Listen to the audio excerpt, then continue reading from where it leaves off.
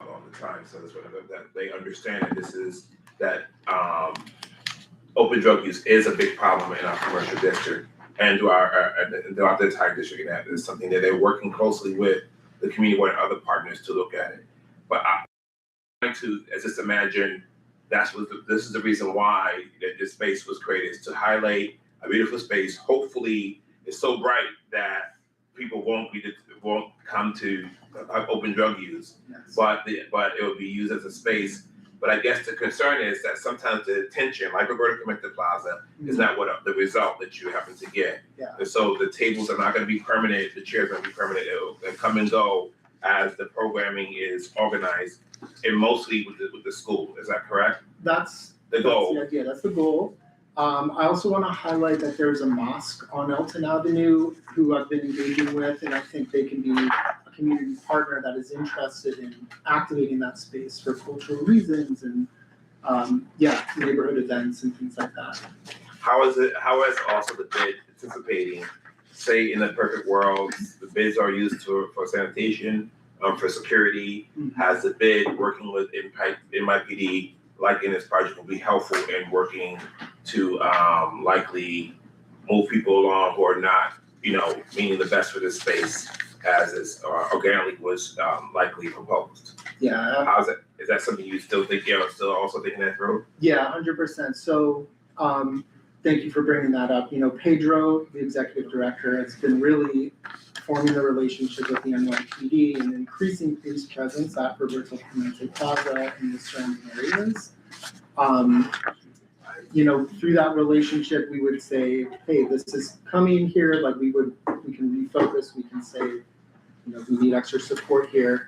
Also want to point out that the bid is increasing the assessment in the next year or two, and we will be hiring public safety. And so there will be a bid element that can facilitate that. But yeah, that's a very good point that, the relationships are there to help turn the corner at Roberto Clemente Plaza and re-envision it. And I think, any new open space, it shouldn't be a non-starter to say like, well, there are issues. Like, I think it's worth exploring, like as an idea, and I think that's what I'm presenting today. So. I guess my final question and my final issue is that what traffic patterns are you recommending? This area is attractive. It will be different for drivers and everything else. Are you want to be able to ensure traffic pattern and safety, whether as a speed, and since the school is going there, speed bumps, other things that will likely be that's not visible at this rendering here. That's going to likely be added as you either leave or come into this particular area or closer to the school. Yeah, I mean, again, I would like to do a walkthrough with DOT eventually with this board or members here. Because I don't know, I've walked there myself and just kind of observed the traffic patterns, and the streets are big, they're wide. 153rd could be kind of rearranged a bit. I think the space is there, but it remains a question for sure. And my last thing again, one more time, Chairman, is that this is the work what the bid is doing. If you look at the bid, has highlighted some amazing art renderings that's been pictured on buildings across the bid in order to draw more folks to the commercial district in a positive sense, and it's throughout the bid and throughout that area. And I'll be happy to share with the board and with the committee about what those renderings are that we've been highlighting around the Third Avenue bid. That has been an important part of trying to lift up economic development in these amazing spaces in these commercial businesses. Thank you, Mr. Chairman. Mr. Sago, anything else? That's it. Thank you so much. Thank you very much. Do we have a second presenter, who is Mr. Adam Beckerman, representing HED? Okay, I'd like to, again, and then we'll do a little introduction first. Yes, sir. I'll be very quick. I would let the board members to listen very carefully to his presentation if you're not familiar. Before you have the actual two presentations tonight, I just want to say, I'm Ted Weinstein, I'm Director of Bronx Planning for HPD. You're going to see two interesting presentations tonight, two different projects, very different projects. One is a fairly simple project in terms of the site, in terms of the processes that have to go through, in terms of how the development team there was selected. The other is a very large project, a very complicated project, and it's going to be going through a somewhat different process.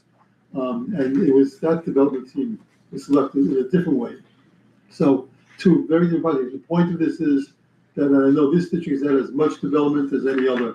As you know, I've been coming to this board committee for almost 40 years, I guess. And I've seen all kinds of different buildings built. And all of them, what these two buildings are gonna have in common is they're gonna provide affordable housing. They're gonna take city land and they're gonna end up with affordable housing. But I just want you to understand that they are very different. It's not a matter of which is better as far as those processes or how they were selected or how they're gonna build, because they're both gonna be affordable housing and they're both very good projects. So you'll have people come up from my office to talk about it for the development teams. I think that one of them I'm gonna be talking about.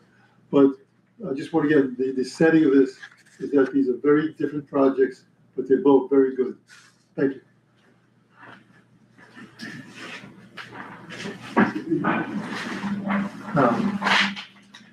Well, hi everyone. Again, I'm Adam Beckerman. I'm a senior borough planner at HPD. So today we'll be talking about Powerhouse Apartments at 351 Powers Avenue. Does this look good? Stephen.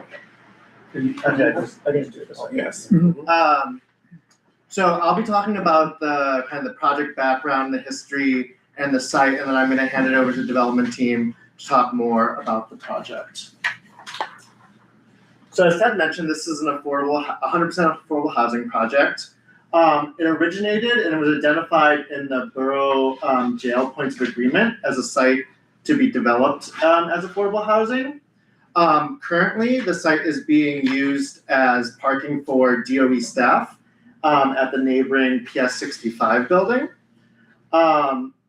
Now, it's been kind of a long process, so community engagement started all the way back in September 2021. There are a lot of delays due to the pandemic, but we're really excited to finally bring it to this point today.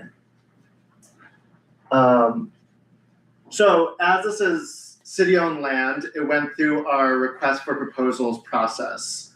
So back in 2021, we started community engagements. Some of you might have been involved at that time. From that, we created a community visioning report based off of your recommendations that we then included with the request for proposals. Then we had a bunch of development teams apply, and we graded it based off of how well they met those recommendations that you provided. We then designated a development team, which you will hear from today, and now we are in the public approvals process. This project is in ELRP, which is an expedited land use review. It's the expedited land use review procedures. It is very similar to ULRP. The only difference is, so it'll go to the community board, the borough president, and the city council. Could you tell them what the difference was so they understand? Because I know what it is. Yeah. It's new, and they're new members. This way they get to understand what that is. Just between the ULIP and ELIP. Yeah, so the ULIP process, it would go to the community board, borough president, city planning commission, city council. We're taking out the city planning commission, and this was for projects that were relatively simple. This is just disposition of city-owned land, so there's kind of an expedited process. But the only thing different is it's going from the borough president to the city council. So the site, as I mentioned, is 351 Powers Avenue. It's a vacant parking lot right now. It's about a half block off of St. Mary's Park, and as get next to PS 65. In the neighborhood, there's a bunch of multi-family apartment buildings, about 6 to 8 stories. The lot is about 17,500 square feet. This is zoned in R6, and you can see kind of just a rendering here that'll be about the same size as the neighboring apartment buildings. I'm now going to hand it over to the development team to talk further about the project. Hello, good evening. Rosanna Guerra with London and Wolf Development. So I'm joined today by our co-developers, Help USA and True Development, as well as that architecture. Together, we make up a diverse team of experienced professionals in affordable housing development. Powers is an 8-story building that will provide 84 units ranging from 30 to 80% of the area median income. We have a range of studios all the way to 3-bedroom units. The building includes 2 community facility spaces.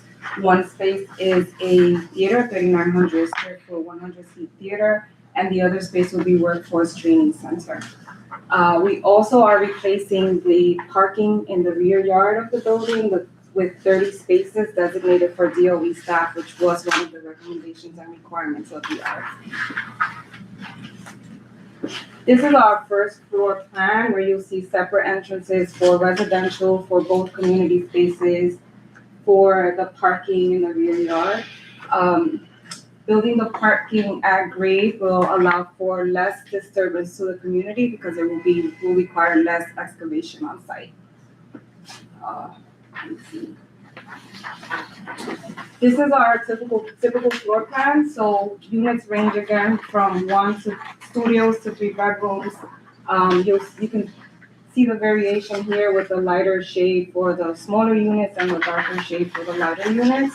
You have every unit is spacious, brings in a lot of natural lighting. We have balconies at pretty much every unit, and a laundry room on every floor.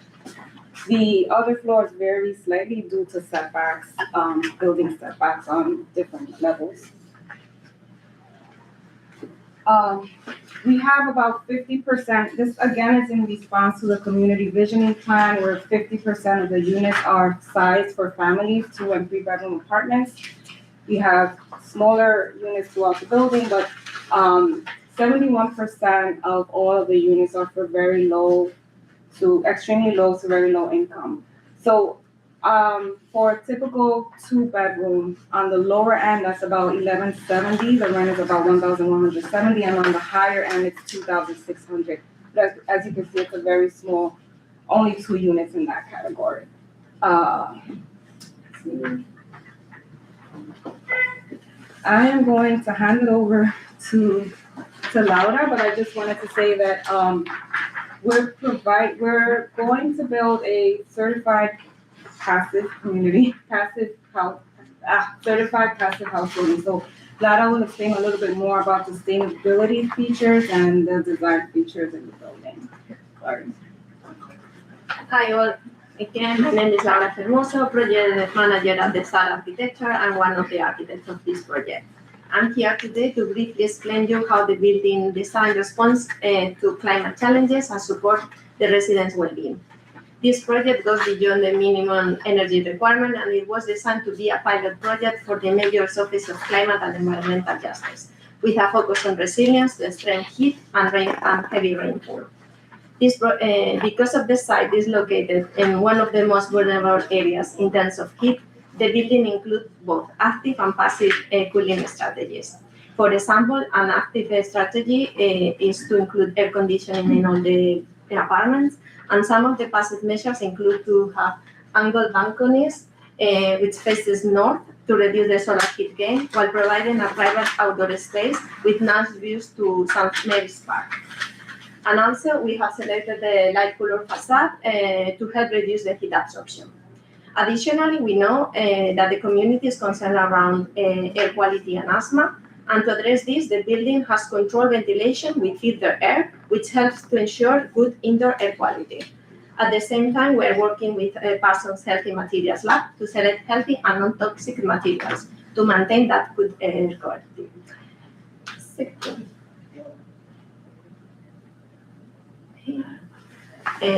This floor is the second floor, and it's really the heart of the building for the residents. Indoor and outdoor amenities are grouped together, so they are the places highlighted in green, and visually connected to encourage daily use and resident interaction. The rear yard is landscaped outdoor space, designed as an amenity with different types of spaces. To the south of the plan, we are allocated the active areas, which are closest to the existing school playground. And to the north, we have placed the more quiet sitting areas, which are closest to the resident units. The indoor amenities, these ones overlook the outdoor, and we have included 3 types of rooms. One for group activities and events, one from more quiet uses like reading and homework, and a fitness room. We also, as Rosanna highlighted, we have included laundry rooms in every floor for quick and easy access, and we have free internet connection for all the residents.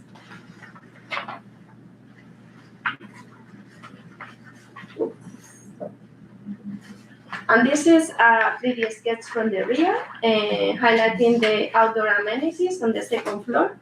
This space, in addition of providing an amenity, is designed to absorb water and reduce flooding. We intend to use native and drought-resistant plants, which also help to cool the building naturally during the hot weather. Overall, the sustainability strategy here is about creating a building that supports health, comfort, and long-term resilience for all the residents. I will ask to, Rosanna. So the benefits to the community include employment and contracting opportunities during construction, as we are committed to hiring locally. The 2 community facility spaces will be operated by the HOPE program, which provides workforce training. And ID Studio Theater will have a 100-seat theater operating out of the first floor as well.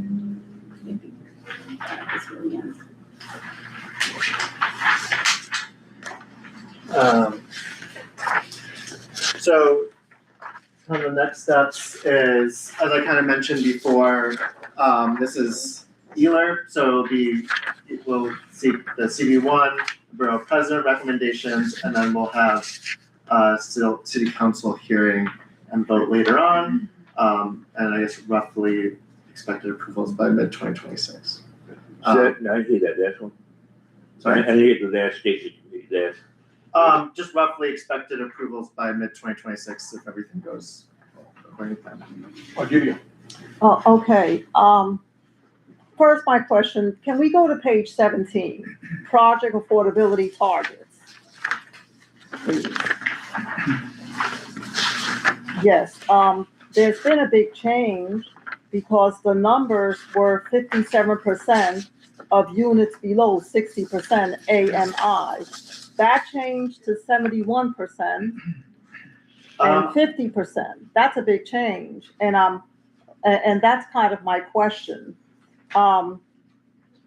because that makes a big difference right there. It was originally 57% of units below 60% AMI. Can you also explain the Yeah. ELI for the? Yeah, Remember, yeah. Yes. I think what might be happening there is we sent an older version at one point, and I think we miscalculated it. So this is the correct number. Just look, if you calculate like the AMIs, the ELI VLI is, I think anything below is below 50% or 60%.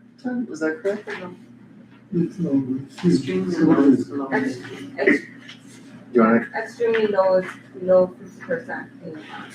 Yeah, and very low is below 60, right? Yes. Yeah. So it's all the units below 60% adds up to 71% of all the units.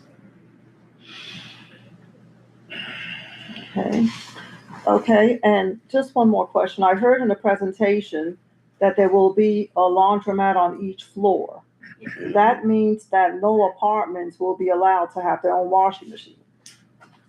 Is that correct?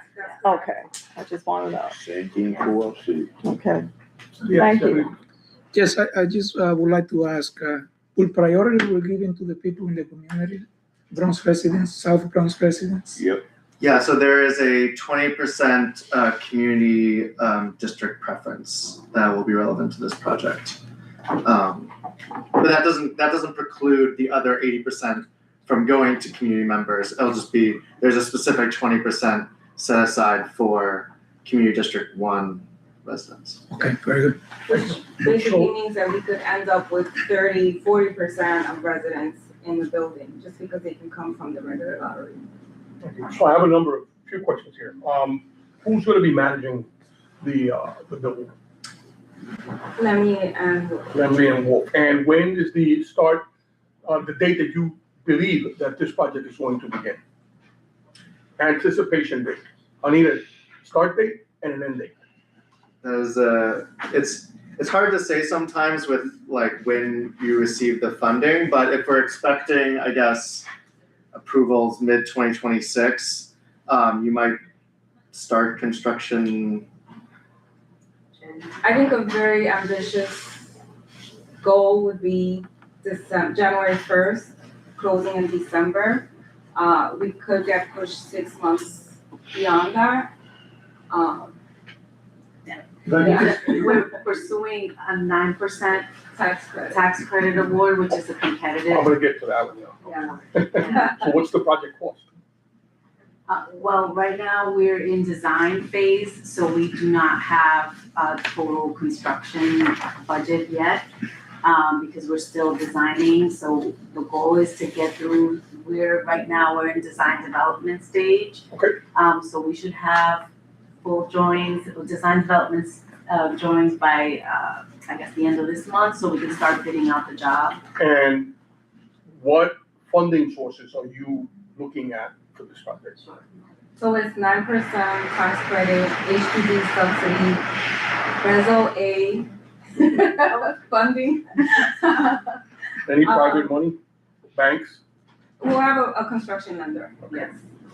All right, and I see that there is no parking in this project, right? There is no parking. We're replacing the existing No, parking. no, for tenants. For tenants. At this time, we wanna take that, And are you going through Housing Connect at all? yes. Okay, so that answers your question about. So because it's next to a school, I need to see some sort of construction remediation plan for noise and dust and debris. There are private homeowners there, We as well. okay? Also lighting, I didn't see any rendering of lighting outside. It's gonna get very dark in that block. You need to know also if you're using a key fob. Okay. Sorry, it just shows, because we have, I guess the first, the rendering. Yeah. We have 4 entrances in the front. Okay, So the front is fully lit, okay, and you can see clearly into each space there. So we'll have lighting at every single entrance there, the parking, the 2 community facility and residential. is there gonna be a super Yes, on-site yes, handyman? yes. And so, because there's going to be no washer and dryers, the rent doesn't include electricity or does it The include? rent is, So tenants will not pay utilities. they will not pay They will utilities. not pay utilities. Okay, that's important to make sure that they, okay, so then Will they- key fabs, are they using key fabs or intercom? Is there a security guard? Key fobs. Key fabs, okay. I'm taking all your questions, right? No, I have questions. All right, hold on. The 100-seat theater, you're giving it to a nonprofit to run. Are they allowing outside entities come in and put on a show? Is there gonna be a rent charge to the nonprofit? And how late can they go on? You know, what are the hours of operation of the show if people live upstairs and it's 12 midnight and there's a show going on? The plan, we're working on the business plan, with the theater. Actually, we have the executive director of ID Studio here as well. She can talk a little bit about her programming, but we're working on a business plan that makes sense. The majority of their programming is offered to the community currently free of charge. So we're trying to figure out ways to partner with other groups, that we think that is a smart way to make sure that the theater remains active. And in terms of hours of operation, you know, we want to be able to engage the school, our neighbors, and be able to offer programming that, you know, that allows folks to attend, especially, you know, after parents can attend with their children to enjoy theater and performance. after working hours. So we have to come up with a schedule that makes sense, and then also weekend schedules. I don't know if you want to talk a little bit about the programming that you offer now, if it offers weekend schedules as well. But being respectful to the community is definitely an important part of the business plan that we're developing. Okay. Go ahead. Yeah, sure, to address the points you brought up, our existing model is that, because we do have a smaller space here, and our existing model is that we serve immigrant communities mostly, and our space is constantly being used for the community, facilitated to artists. Part of our mission is to do that, and part of our funding goes to subsidize the use of the space by invited artists. Regarding the use of the space, the theater crowd is not typically a rowdy crowd. And we usually, performances have a set schedule. Evening performances are possibly Thursday, Friday, Saturday, 7:30 p.m. is our usual schedule, Sunday, 3 p.m. So, and if there were to be some activity afterwards, which is part of our ethos to make the community feel welcome, we typically have food and drinks after. That typically happens within the space. It doesn't, and in our experience as it is right now, it doesn't carry over into the outside, creating noise or traffic congestion. Thank you. Mr. Jordan? Thank you, Mr. Chairman. So I'm gonna invite you guys, we shared an internal document with HPD, and I invite you to please review it and fill it out and submit it to the board. It helps the board to develop our questions internally out of respect to the committee that this document is important for us to be able to do our fiduciary responsibility in this process. And as we can share with you again, we need to review that document that we have shared internally.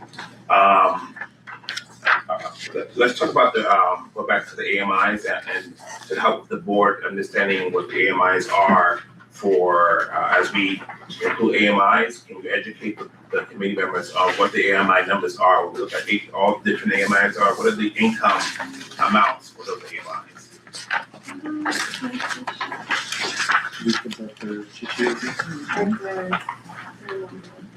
We got them, 1 second.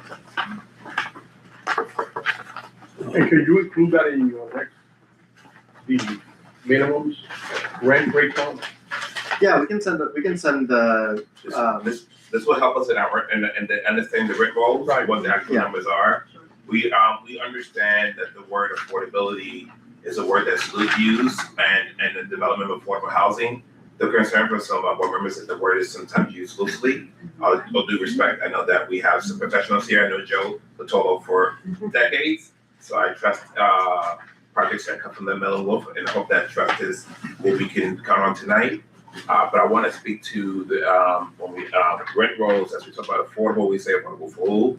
And so we understand that we unfortunately we need to while we live in a post-convention district, we want to create housing for everyone. So I was interested as you look at the percentage of the units that are being developed and apartment sizes that we want to talk about the AMI numbers really are, because that will tell us the raw numbers. Yeah. I have some if you want me to read. Sure, if you want to read into the record, you're welcome to, if it's with the chair's permission. And I have other questions, sure. So like, for example, if we're, for a family of 3 at 40% AMI, that's a family making 58,000. What is the range? Is there a range, or is this? So the 40% would be, one person would be 45,000, 8 people would be 85,000. So then there's everything in between that. That's who qualifies. The rent for a 2-bedroom at 40% AMI is about $1,400 A month? a month. Yeah. That's a mortgage. Mr. Chair, can I have the floor, please, Mr. Francis? And wanna go over all the AMIs, you just wanna go, or you just wanna do? Yeah, I Or can mean, you submit that for the record? Because I can. Yeah. what we're interested in was that we understand that Housing Connect sometimes a penny over, you're not qualified. And we understand that, and we know that we try to build as many units as possible in projects. You're gonna have maybe a 25-unit building, you're gonna have 500 applications. And then you run the gap, and it's gonna always be 10 years before we get to the next person. And I understand that, and that is the crisis we live in, unfortunately. and I'm glad to see that you're looking at formerly homeless. Is that looking at formerly homeless in the current rent subsidies that the city is providing to the family sizes that will fit those rent amounts? Meaning that if the voucher system that the city currently has, formerly homeless individuals were first be identified if they're eligible for those vouchers, and they may be eligible for those apartments. Is that correct? Emma, do you want? Sure, yeah, that's generally correct. My name is Emma Colley. I'm a senior project manager with Help USA. We're the social service provider at the project. So we organize and develop the supportive units, so the 30 units that you see here. And then we also provide services for those folks at the building. So the subsidy we're looking at for this building is the New York 1515. So these 30 households will come with vouchers, like you said, and then they will also receive social services on site that is funded through the 1515 program that employs, my coworkers from HELP to be on site, meeting with them and providing them services. These households, last thing I'll say is just that they're referred from shelters throughout the city, as well as various means of outreach to access families or individuals that are identified as homeless or underhoused, like couch surfing type of thing. So those individuals or families are through your home-based system or through your shelter system or through various shelters? Various shelters. Help USA operates several shelters throughout the city, as you may know. But these folks don't or won't come exclusively from help shelters. It's permanent housing though. This is permanent Right, this housing. is permanent This is not a So shelter. so these individuals are getting, what is the average for, well, we know that there's different configurations of different apartment sizes. Can you give me average configuration, square footage for each of the unit sizes? Like for the studio, what is the square footage? You might be able to see it in If you go to the, layout. yeah, You might have to zoom in. Yeah. Well, they all meet. I can send a chart of exactly the average. Studio, 1 bedroom, 2 bedroom, and 3. Yeah. So if you see here, like the 1 bedroom, I think it's hard to see, but I think it's So for Yeah, it's studio, very hard to see, so that's why I'm asking you, Okay. do you get anybody, do we have an architect for you the, have it. for the project here For tonight? studio is 400 square feet, Right, 1 bedroom 550, right. 2 bedroom 830, 3 bedroom 975. So is that, and that number, is that the average for now? I know that we're moving past the 300. We understand, I know that a lot of the board's concerns was that we were averaging studios at 300 square footage, and that was leaning towards very small. You turn from the bed, you're in the restroom, you turn from the restroom, you're in the kitchen, et cetera, et cetera. And so we know that this, and the highest size you go up to, I think is 3. You know, the typical family sizes in shelters or in this community is 4. But I know it's hard to wear and tear and maintain a large family of 4 and a 4 bedroom, correct? Wear and tear on that is gonna cost you a lot in the end. So we have the social service provider, we have the developer, we have, who else do we have? Here today. I'm sorry? Here today. Yes. community facility provider as well, partner. The community facility, the developer, Lemuel Wolf, is a developer, general contractor, and property manager in this And project. who will own the property over time? Who will be the sole owner over time? Well, it's a tax credit project, so Right. the joint venture will own the project, 0.01% of the project for 15 years. Right. An investor owns the property, and, will own the rest of the property, 99% of the property. After the 15-year time period, the investor has to be bought out, and usually the nonprofit gets the right of first refusal in most of these deals. And that is, So you guys become the entity responsible for the property with Lemon and Wolf dividing. Let's talk about the building's fairly large. About staffing, you said porter, you said super. Is that the only 2 staff people that are in the building? Those are the 2 maintenance staff. Maintenance staff that are in the building. Besides, I'm saying that someone who's super is on site 24/7. Yes. Cameras around the whole exterior of the building at all And times. interior. And Right. I think the chairman was hinting around lighting. He was hinting around lighting not only for around the exterior of the building, but and for coming into the property. Even the property, we know that there are challenges, and so while we are working on the challenges at community, you're also gonna have a borough-based jail not too far from the space, and then some releases will happen from the borough-based jail site. So we talked about, we want to know what is that, what is the lighting, security, and everything to help with your security systems that you have in space and on site. So that community was having those conversations about making sure that while we know the borough jail is coming, that we have the community working together to ensure that will be still a place for people who are going to grow from that experience of temporary incarceration. So this way from that, we understand that there also is there's a Wynn residential, which is also in the area across the street, that we want to make sure we protect those families that are going to be in that space. So we're all working to make sure that it's going to be an amazing community. The space for the theater, there's 100 spaces in the theater. How is the theater, and I may have missed that in your presentation, is going to invite itself to ensuring that the fabric already in that community that it's bringing in more in community engagement involvement and outside of your already existing program? All of our programming is responsive to the community that's around us, and something that finally as a society we're becoming aware of is the power of culture and the arts for mental health, quality of life.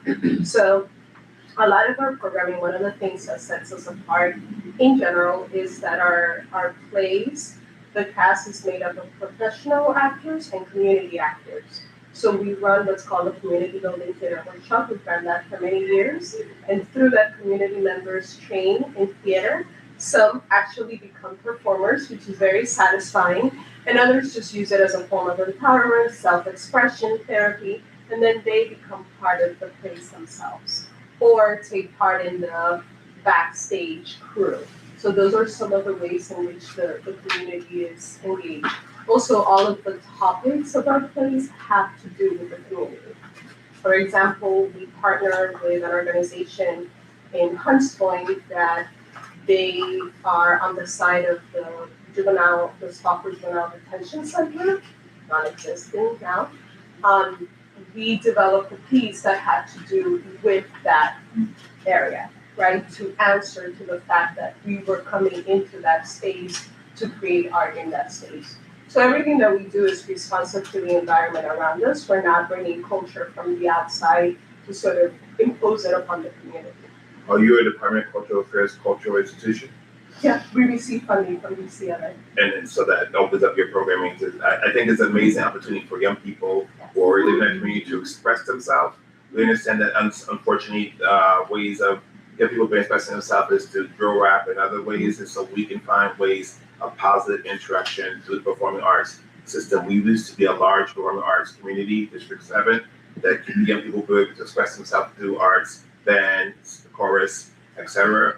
I think that if folks begin to know how to use that energy to develop plays or other sorts of art, is it can leave an impression on the community that's starving for children to figure out how to express themselves, even adults. Sometimes I need to find a way to express myself. Adults need expression just as much as so yeah, right. And so I wanna be able to talk more about it. The community wants to be an intricate partner talking about that. But I want to build on talking about how we can ensure the frustration with communities is always frustrated about is that, and I know that the city is working on how we deal with the housing lottery system, housing being developed, and et cetera, in our community.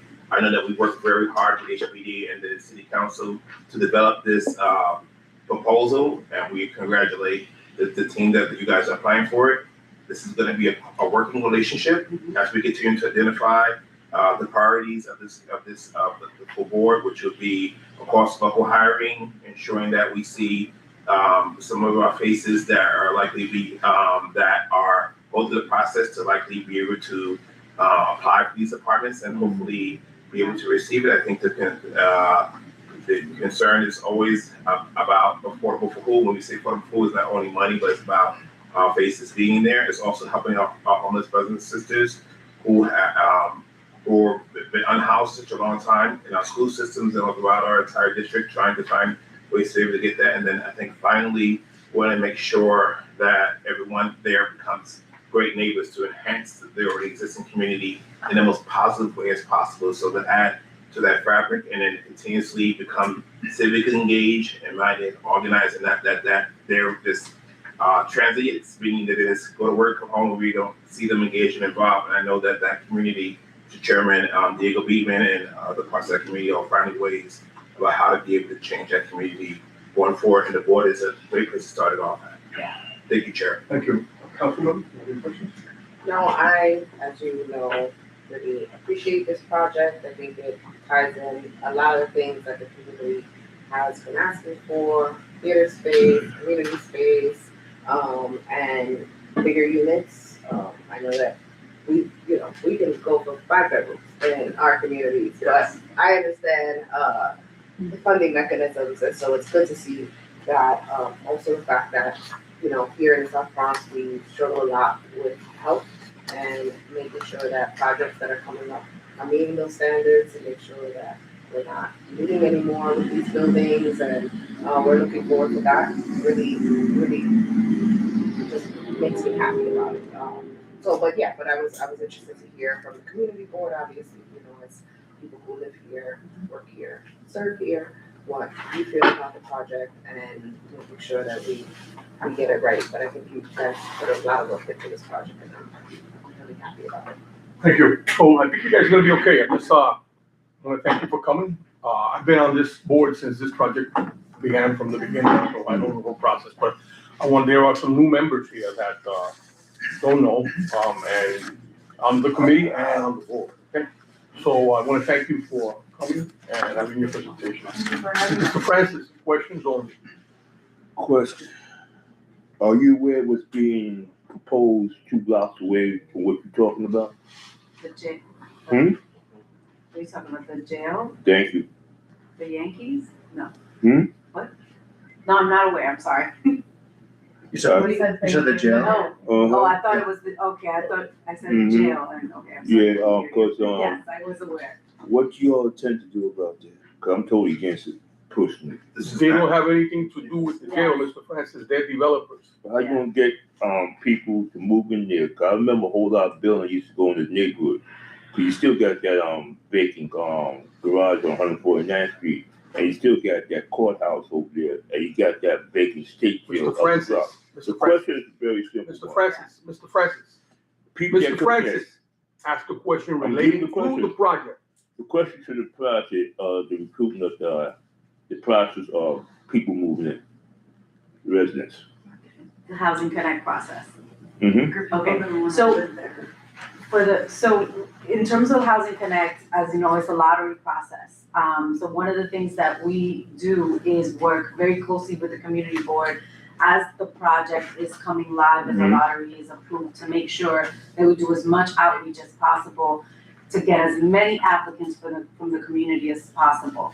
So one project that we recently completed, also an RFP project, was the townhouse on 146 and Willis Avenue. It was a ULURP. That one was a full ULURP because it required an upzoning. And that project, there was a lot of outreach and a lot of coordination with the community board. And we have an influx of residents that applied. And through the lottery process, we had a lot of community members that ended up moving. Of course, we had the set aside, the same. So I think a lot of the most important thing to do to make sure is that the community members are aware that the housing is coming, that the opportunity is available, and that we have to apply to the lottery during that 2-month lottery process. We need to get as many applicants from the local community as possible to increase the chances of getting selected, and getting as many residents to be to be selected as part of the lottery. This is in addition to the 20% set aside. We're just saying in general, our approach is to make sure that we start coordinating very early. The housing is coming, the lottery is gonna go live on such date, let's apply, let's be ready to apply. So that always increases the participation, and it's all the partnership. And obviously, we also partner with elected officials, with Councilmember Elsie's office. We will definitely do outreach and make sure that they're also aware when everything is happening in the project. Thank you very much. I would just add to that affordable housing is very hard to come by. You have a lot of families probably in this district that are paying more than 40, 50, 60% of their income towards rent. And many of them who would want to stay and reside in this community will have the opportunity to live in the community and pay less of their income towards rent. I want to thank you guys for coming in and giving us a presentation. Thank you. And we expect to hear from you again with the answers to some of the questions that we were asking here, so that we can make the proper presentation to the rest of the board and see how this comes out.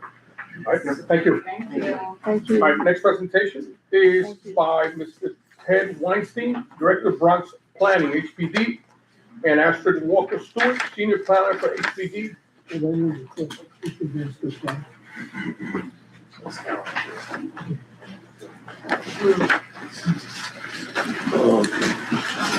Okay, thank you again. So this presentation, as I said, will be very different in terms of a lot of things, but again, excellent project providing affordable housing. We're talking about, so this is a rendering.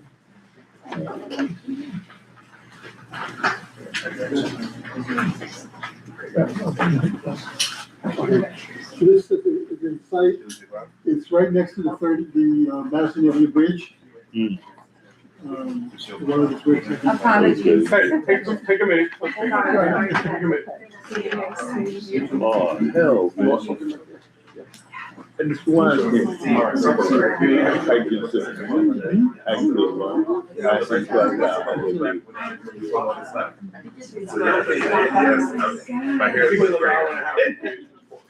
This one. Yes, Thank you. Good to see you. Yeah. Thank you. This is so. Exactly. All right, Ted, go ahead. Okay, back up to you. So this is a site, I'm sure you are familiar with it. It's located right next to the Madison Avenue Bridge, just south of it. You'll recognize it from the signs on the buildings that are there. On the corner was an auto auction price, probably there for many, many years, now vacant. And then next to that is a still functioning business, the Padded Wagon, right next to it. So the Padded Wagon site is city-owned. The auto auction property is privately owned. Now, whereas the other project that you heard, they were selected through a competitive process and request for proposals. In this case, and that's what we usually do, City Land, we usually have a competitive process where people can just submit, development team submit, and then we select what we think is the best proposal. Sometimes though, we get made an offer which we just can't refuse. And what that really means is that we're being offered a situation where we can get more affordable housing units built than if we were just dealing with the city-owned property by itself. So in this case, and then over the years, there were numerous times that developers would come to me and say, we'd like to buy the Padded Wagon site. And I would say to them, there's no justification for us to do that. Why should we give it to you rather than just anybody else?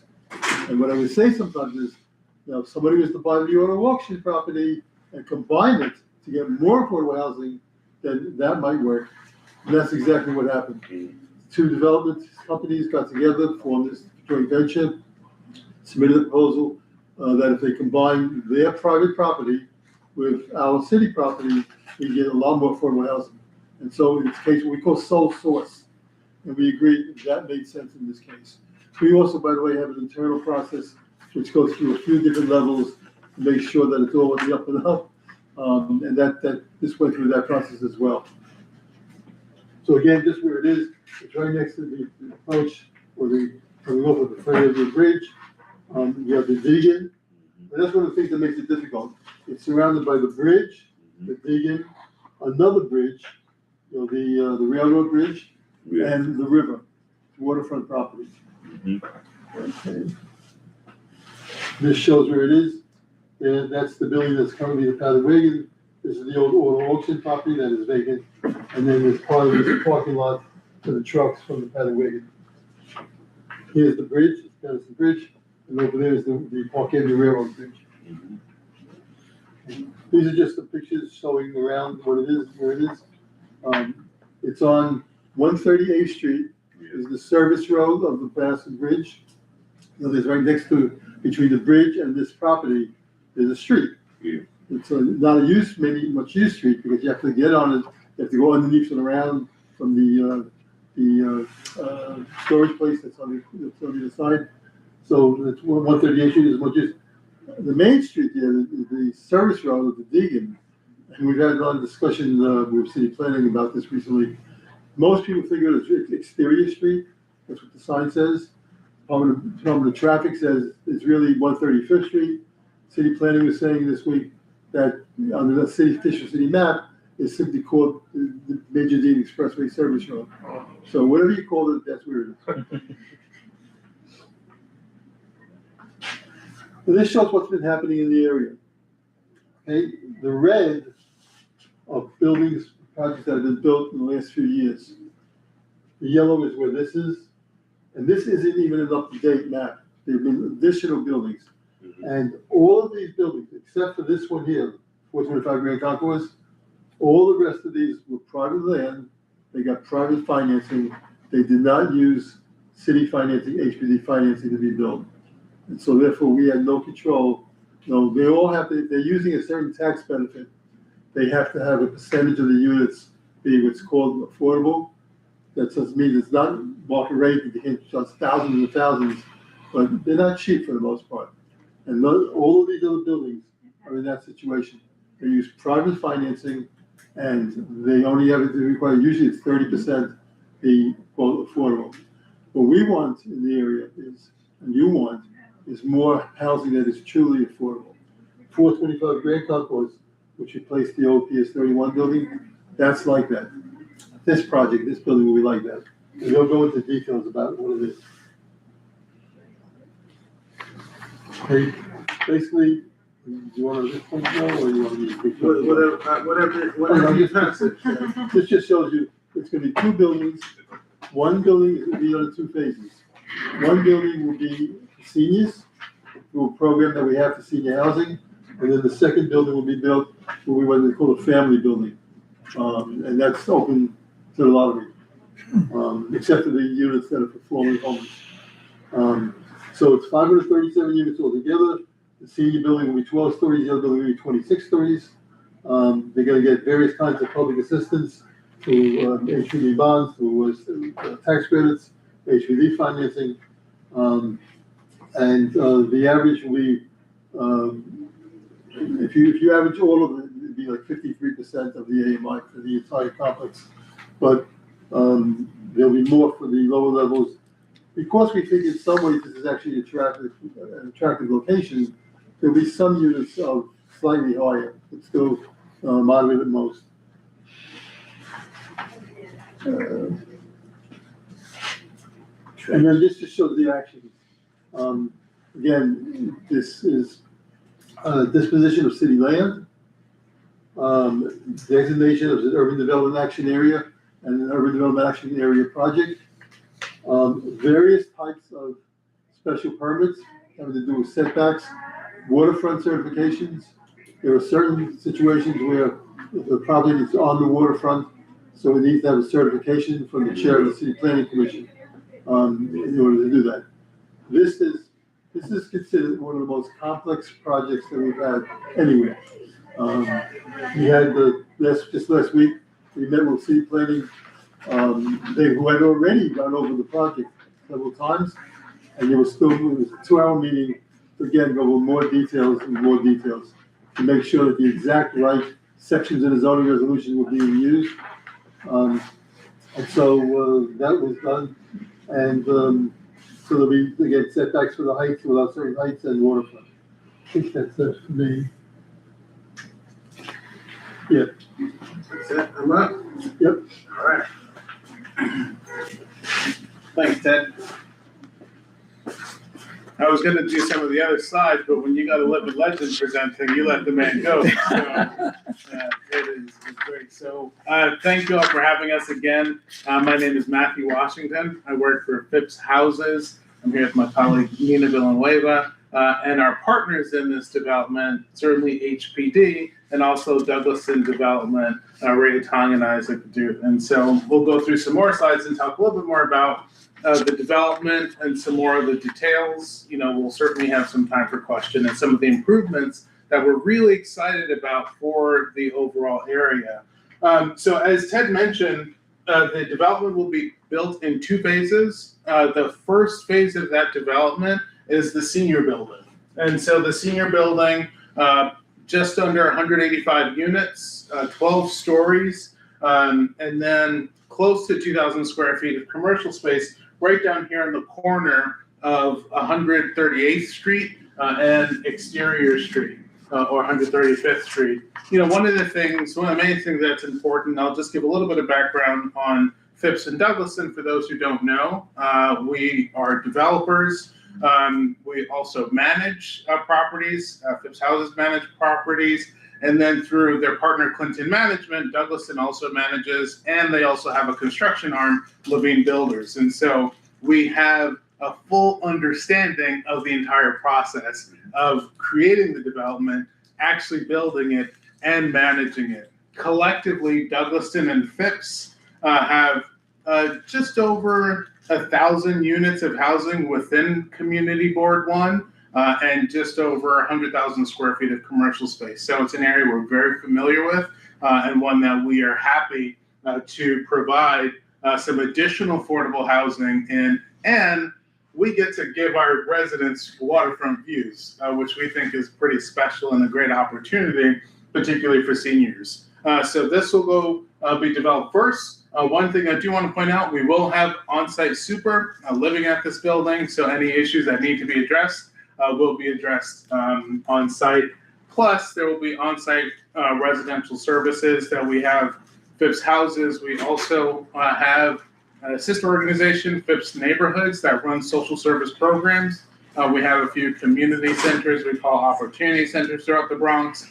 But we will have staff on site to support the seniors and to make sure that they have access to those needs. Additionally, you can see an entry point over here, which I'll talk a little bit more about, but we will have 24/7 concierge security service. So there will be somebody who greets everyone and welcomes them home. Also, they can receive packages, and we are excited when the buildings, this is a single point of entry, the buildings will connect, which is really a wonderful opportunity because it creates an intergenerational community.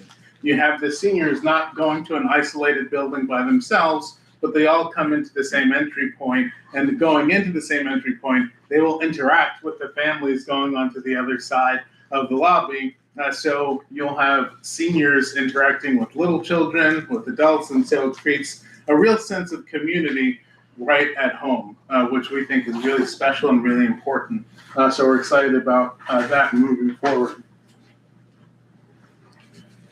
Phase 2 is the family building, which Ted mentioned, 26 stories, just over 350 units of affordable housing between studios, 1 bedrooms, 2 bedrooms, and 3 bedrooms. The split, and we'll go into more detail later, about 50% of the units are studios and 1 bedrooms, and 50% are 2s and 3s. And so that's how we like to break that down. Just over 2,700 square feet of commercial facility space, and community facility space rather. And one of the things that would be important in this project, we want thoughts and ideas from the community. You know, what are the types of community services you think would be interesting and useful in this location. And so we want to solicit ideas from the community, as well as, keeping residential amenity space, what we've done in some of our other buildings, certainly laundry room and laundry area. We talked about package room. We've had gyms for residents, sometimes computer labs, and so different ideas to make sure there's a nice amenity package. And one of the things that is also important, children's playrooms. And so those are some of the types of things that we've done in our buildings. A huge component of this, and Ted talked about the city-owned parcel of this, as a part of the Harlem River waterfront rezoning, there's a commitment to ensure that there's public access to the waterfront. And so we're excited in this project because this area that's closed off to the community, we're going to be able to open it up to the community. And so with what's been called the Shore Public Walkway, we'll add just over 25,000 square feet of accessible space to the community as a requirement, plus we're adding an additional nearly 9,000 square feet of space. And so about 34,000 square feet of space, or the equivalent of about 3/4 of an acre of space that will be available for the community to access picnic tables, get close to the water, not in the water, but close to it, and to make sure that there is a space for the community to utilize right along the waterfront and enjoy the waterfront. We had the opportunity to present to one of the senior centers, and some of the seniors were asking about fishing, and so they're excited to go fishing right over here. So, we might get the catch of the day at the new building. Freddie, you ready to eat? So, we the Harlem River guppies. So, one of the things that we'll also do, and you'll get a better picture of it also, but on this side, this is 138th Street, the north side of the site. One of the things that we looked at and had conversation with the Department of Transportation about was demapping the street so we could turn it entirely pedestrian. That was not possible because 138th Street is actually on both sides of the Madison Avenue Bridge. So you cannot cut off half of a street. So what we did discuss with the Department of Transportation is converting that into a shared street where pedestrians would have priority. Vehicles, cars would still be able to move on it, but the street gets designed in a way that makes it pedestrian friendly. And we have shared streets in the city already, so it's a program that the city does already. Vehicles move slower, but pedestrians have priority. But it gives a sense of more access, and really a key entryway, almost a gateway to the waterfront is through 138th Street. So we're very excited to partner with the Department of Transportation to be able to deliver that shared street. Here's the ground floor plan of the senior building. Just to point out a couple of things, we have the retail space that we talked about, as well as some social service area to serve the seniors. There's the package room that I talked about, and then their mail area to access their mailboxes off of the main lobby with a couple of apartments on this level. And so this is basically what the area is on-site management office as well. And so make sure that all the services are provided and available to those who are on site.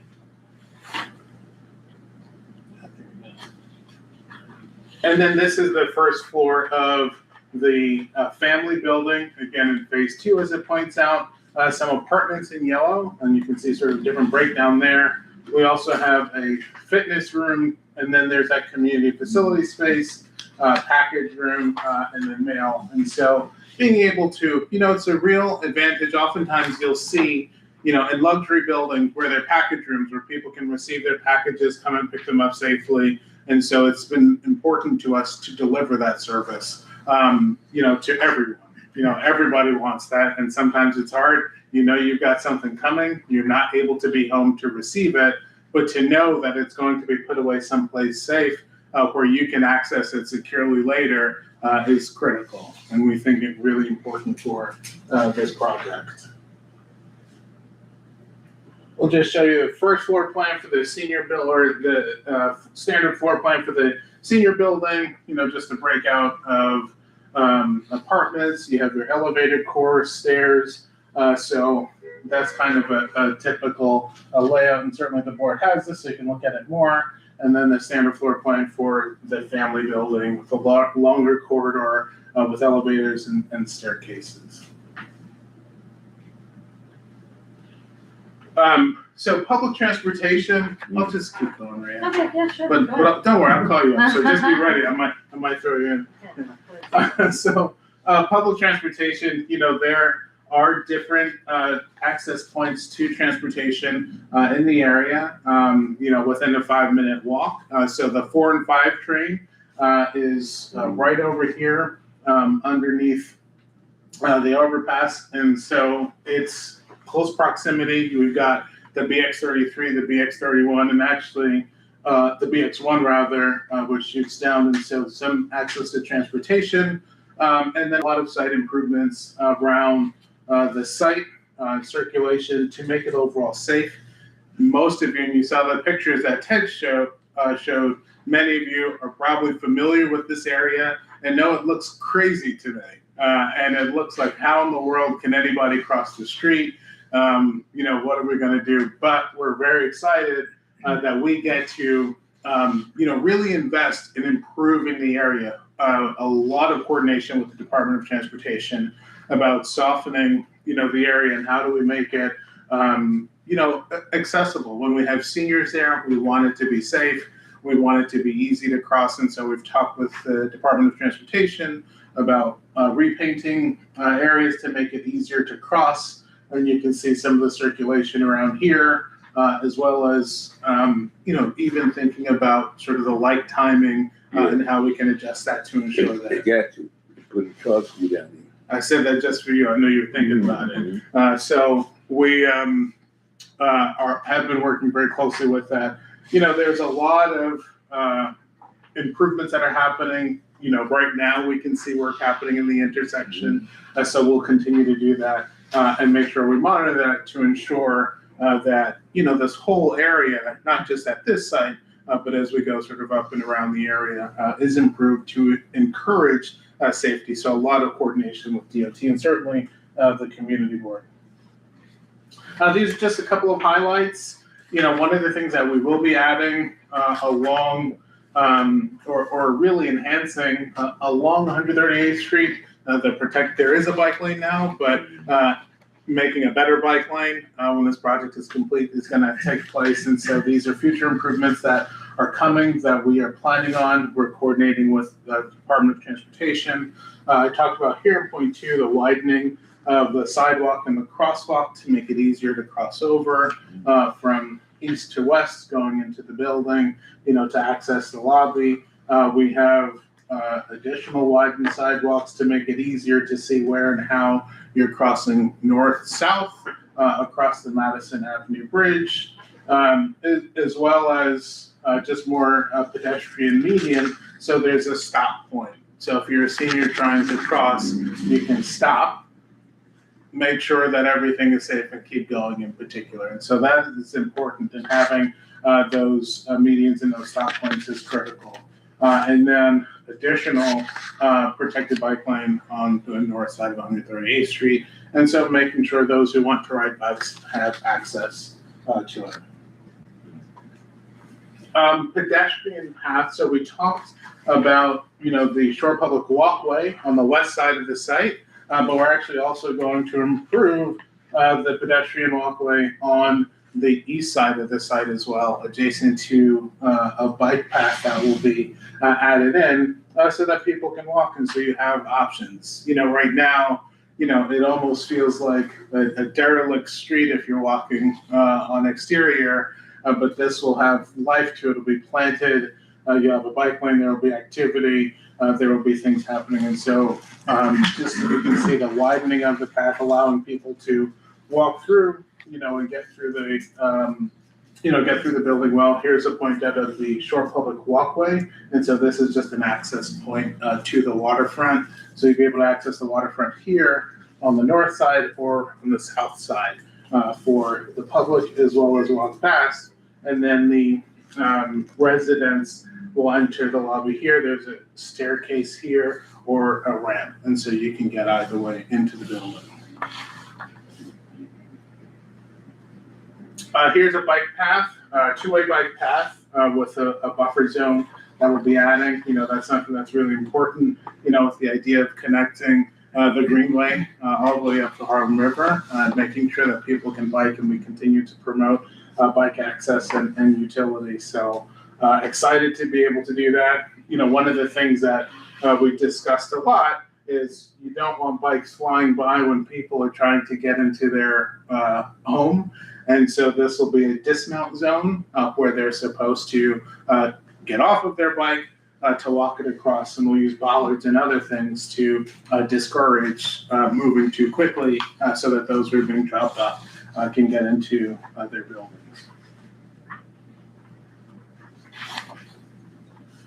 And then I'll do this one, and then Ray, I'll pass it over to you to let Ray finish and have an opportunity to share. But one of the things that we talked about is, this dismount zone. A big component of it is having a carve out for car drop-offs in this bike dismount zone.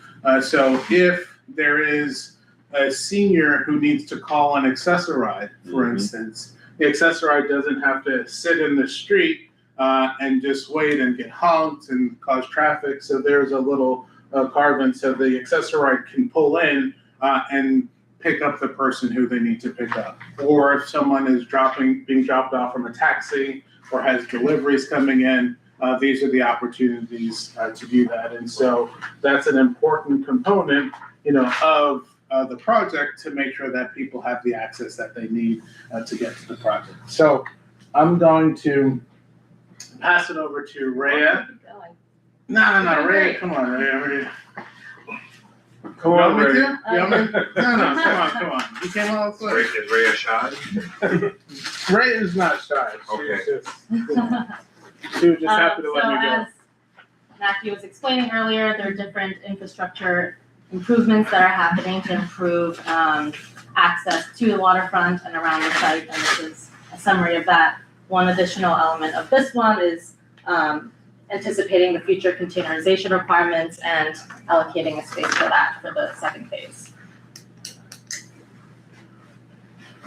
Part of something that we're proposing for this site is incorporating a shuttle service for the seniors.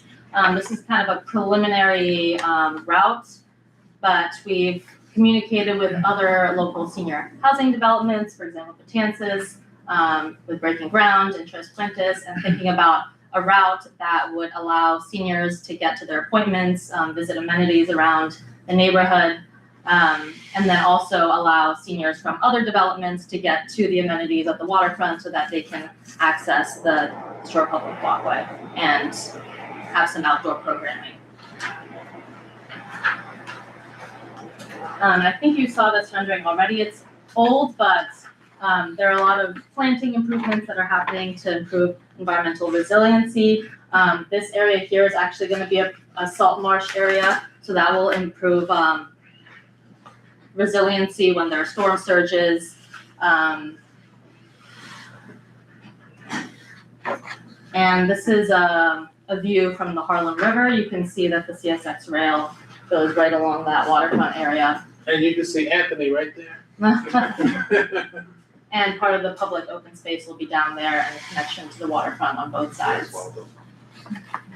That's the complete project that was no grabbing station Harlem River.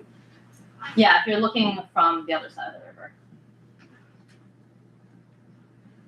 And then a summary of the unit mix. So the senior building will be financed through the HPD SARA program. So it'll be a mix of studios and 1-bedrooms. And the family building will be a mix of studios, 1s, 2s, and 3s. And as Matthew was saying earlier, we try to keep about 50% 2s and 3s, so we have a variety of Now, units. why was Mr. Francis, don't interrupt the presentation.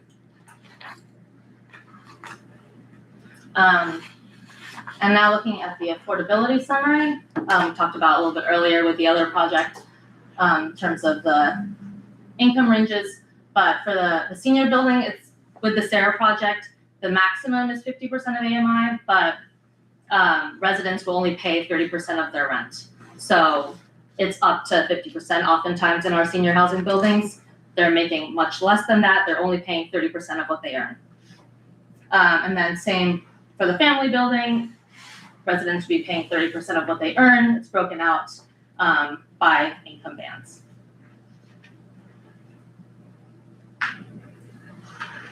And so a little bit on the local hiring and MWBE efforts. We have a construction arm, Living Builders, we work very closely with, and we coordinate with them on local hiring efforts. And they oftentimes write their subcontracts, requirements for local hiring, initiatives, and we host a variety of job fairs. Here are a couple from our past projects, and just one highlight is what our project on Bedford Ave, we exceeded the MWBE hiring efforts by about 130%. So we've got a pretty good track record of local hiring and hiring MWBE subcontractors, and look to do the same at this project. And our construction team has a database of tons and tons of MWBE subcontractors and continuously reach out to those and go to different conferences to expand that network.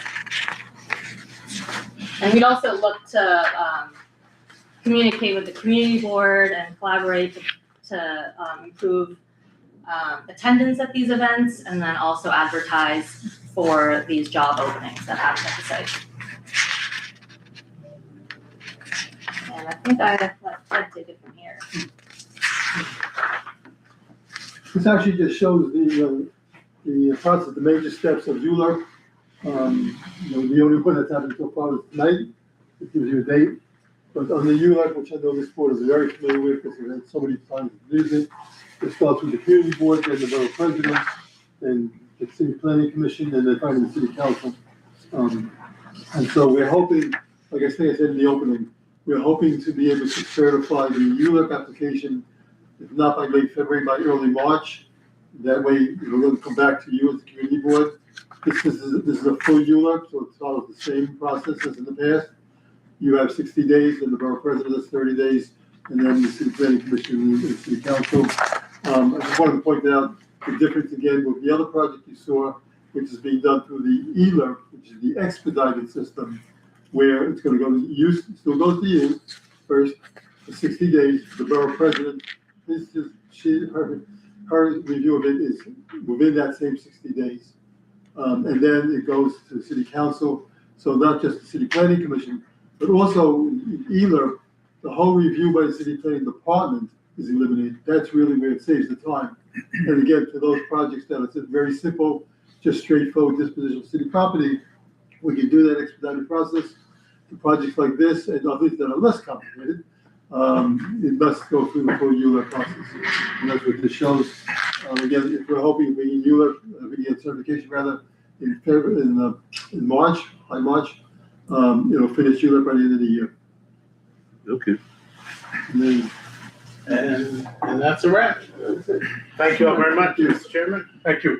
So full disclosure, I just want to make a comment so everyone knows I will be abstaining from voting in this item because I do business with Fritz Houghton. So now everybody knows it's on the record. But I will still chair the meeting and have the members ask questions. Julia.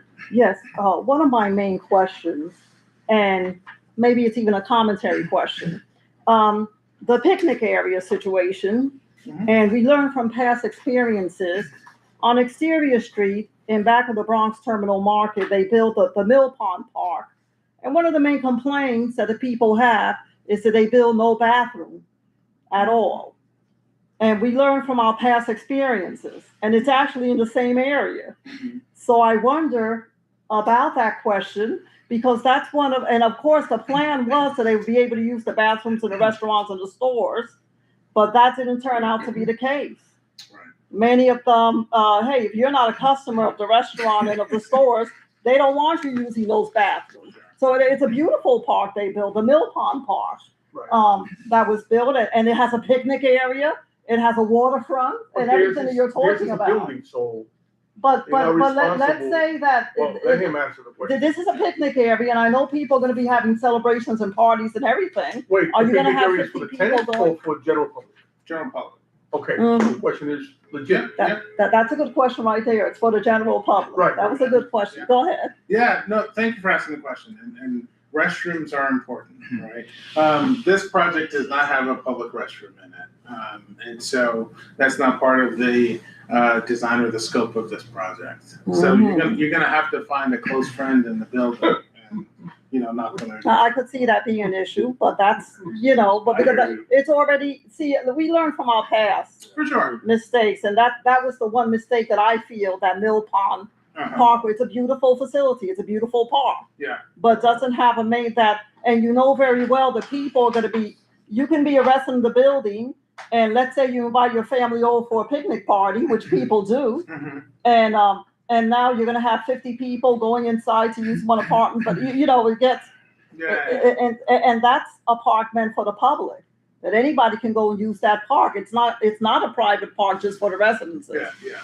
Okay, that's why I asked that question. No, thank you for the question. Related to that, there will be a separation between the public area and then the residents-only area. So there will be a zone, so it won't be, it won't function like that. And you did mention the concierge services, particularly in the senior, which it is indeed a very convenient. Is that going to be a 24-hour concierge service? Yep, 24/7. Oh, okay. So in other words, because I am concerned about that area, and sometimes security might be required, and that's why I'm asking about that. Yeah. Oh, so that's going to be 24/7, 365, and 366 on a leap year. Okay, and now the river is just for viewing. The river is only for viewing. Yes. There's no activity. Okay, I'm asking because there are building facilities with a river view. Not here in the Bronx, I haven't seen it, but in other boroughs, they have their river view and they have kayaking lessons and canoeing lessons that they're utilizing the rivers that are in the view of their building. So that's why I'm asking about that. It's a good question. One of the things that Ted pointed out when he was speaking earlier on, there is that rail line that cuts across, and so unfortunately, that makes it unsafe to do any in-water activity. So if we can have a kayak launch, that would be wonderful, but we just can't do that. You did it in Southview area. You did it in Southview area, in the summertime. Yeah, but that's not next to that rail line. Okay. Yeah, we looked into it, but it wasn't feasible. Just not feasible. We'll have to Not stick with safe. fishing. Just not safe. Yes, I have a couple of points. Thank you. The commercial space, can you talk about that? Who's going to manage that space, and what is the plan with it? Sure. So we would love, thoughts and ideas. Ultimately, Phipps will manage the entire property. We'll make sure it gets leased out. So we will be the management, but we don't have any immediate plans. So if you or others have ideas for what can go there, we welcome them. And One I more do have thing. business cards if anyone wants. Absolutely, we will take them. One more thing about the age range. We're talking about senior citizens. I mean, can you specify a minimum age? I believe the SARA program is 62. 62. Yeah. Very good. Now, we were talking about the size of the apartment. Some of them I saw 359 square foot. Yeah. We are concerned about anything below 400. Any plan about increasing, modifying that at this point? No. Everything, it will remain the same at the 350. I saw 359. Yes. Yeah, so those are the size. I mean, it's within certainly I understand the concern about wanting larger units. It is within the range of the program to create the amount of affordable housing. It's the challenge of what is the right size versus, what is the size that's going to allow for the highest number of units. And it's constantly a battle that the city is working with, which is why they create a range and, why we try to increase the number of family-sized units that we have in there. But I get it. Unfortunately, those numbers aren't going to shift. If they did, we would lose a substantial number of units. And so it means less people can live here. And so even if you change it to 400, it would drastically diminish the number of units that we could put into the building. And two more points. we are next to the highway, Major Deegan. Yeah. Pollution is a major concern. Yeah. So what are we doing to mitigate those high levels of pollution in the neighborhood? Yeah, thank you for mentioning that, and apologies, I didn't go into more detail about that previously. But this project, it was on the financing slide that Ted looked at. I was looking at passive house certification, and so what that will do is a few things. One, it means that when you have a building that's passive house, it's better insulated, so it'll reduce the energy costs in some cases by 90%, but also with more insulation, better protection, it actually creates cleaner air in the building. And so the air in the building will be better filtered, and it'll be a healthier building for the tenants than your standard building. Because of the passive house requirement. So it's one of the things that we look at and recognize. Look, in New York City, we're going to be near cars, and so it's something that we have to think about. But in this, as you point out, with the Major Deegan, thinking about that more thoughtfully. Not to Major Deegan, it's across Bronx Expressway with the truck traffic. We've got the most across Bronx Expressway. Yeah, well, we get all of it. No, it's the most heavy travel highway in the United States. Yeah. And of course, that fool governor, Chris Christie, the federal government paid for the train line. Mr. Francis. He killed it. So we get stuck with the truck traffic. Got it.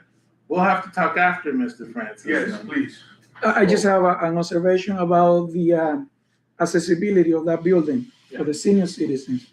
I mean, you were mentioning before that you wanted to work with the DOT to close that street level, right?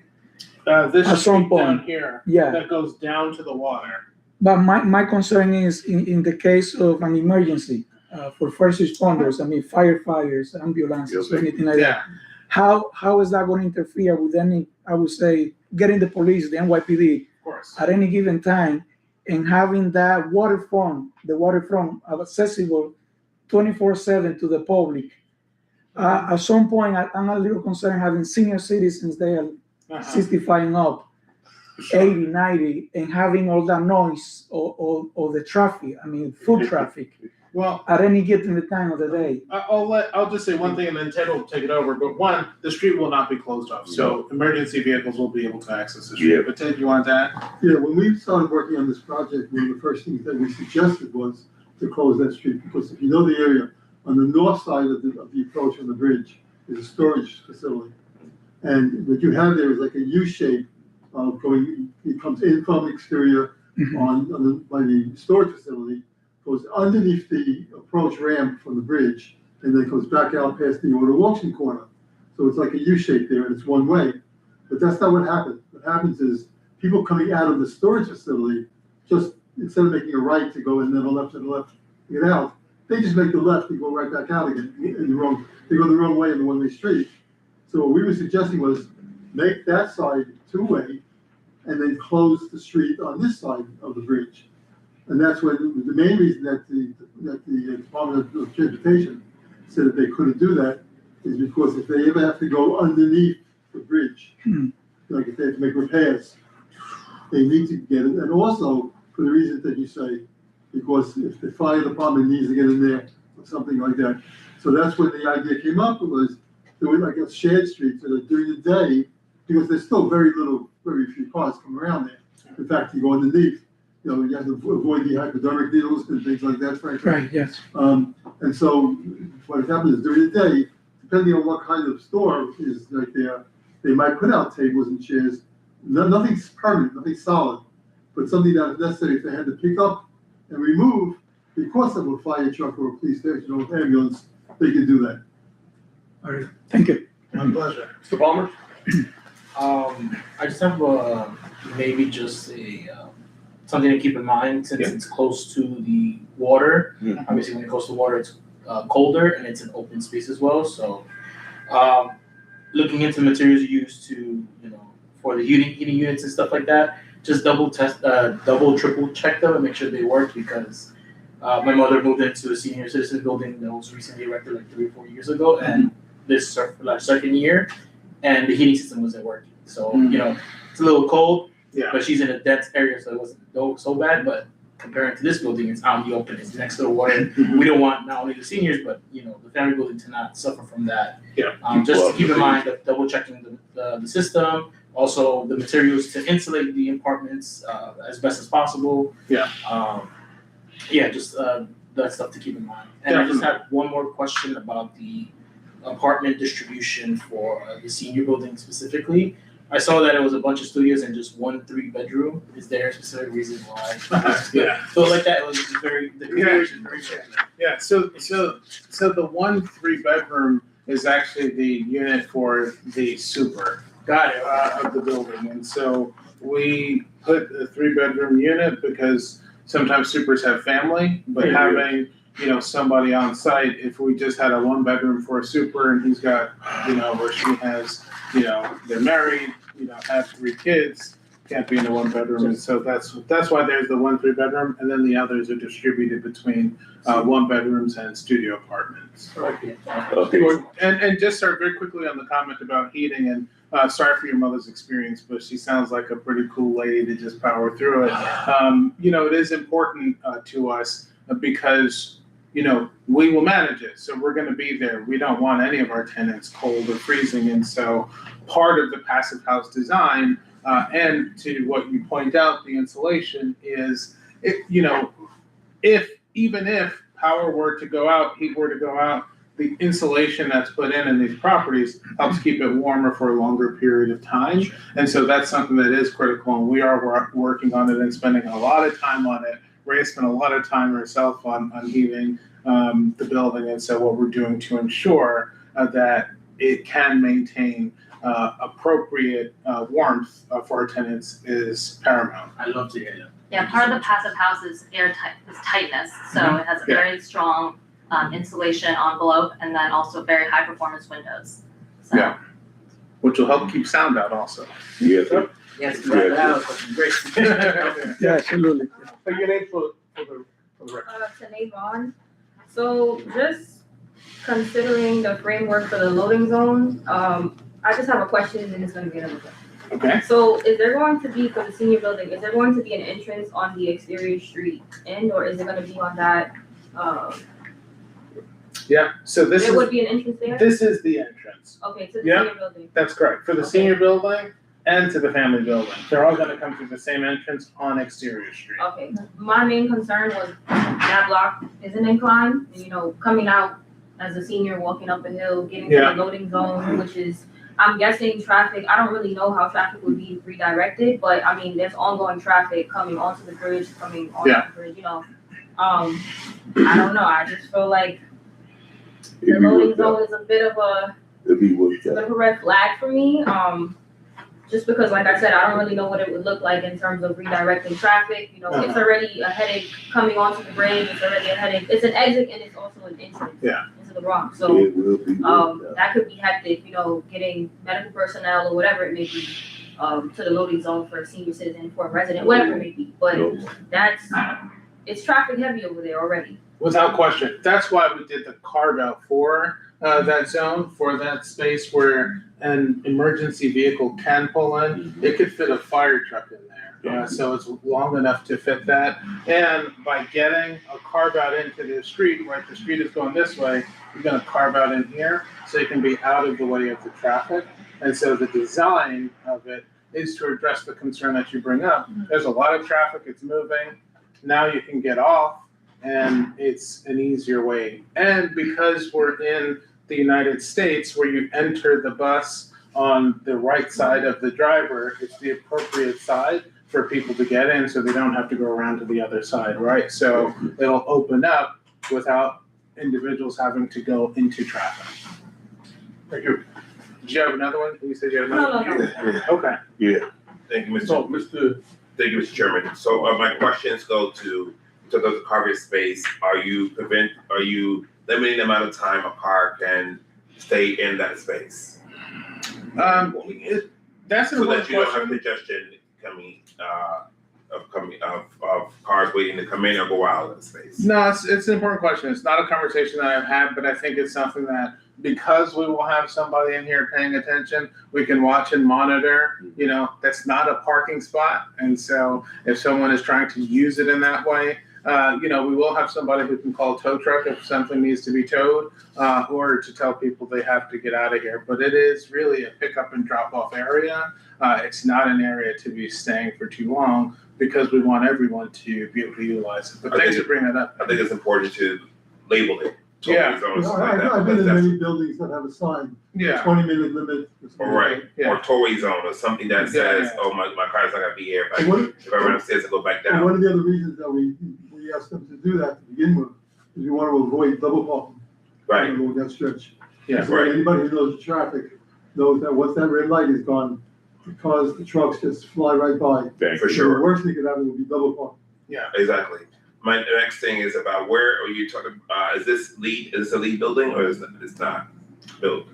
I mean, we're going to incorporate a lot of LEED components. We're not specifically seeking LEED certification, but with Passive House and some of the other things we're doing, I mean, we're going to have, you know, on these roof decks, we'll have solar panels. And so, you know, we probably, you know, Enterprise. what's up? Probably, yeah. Enterprise, yeah.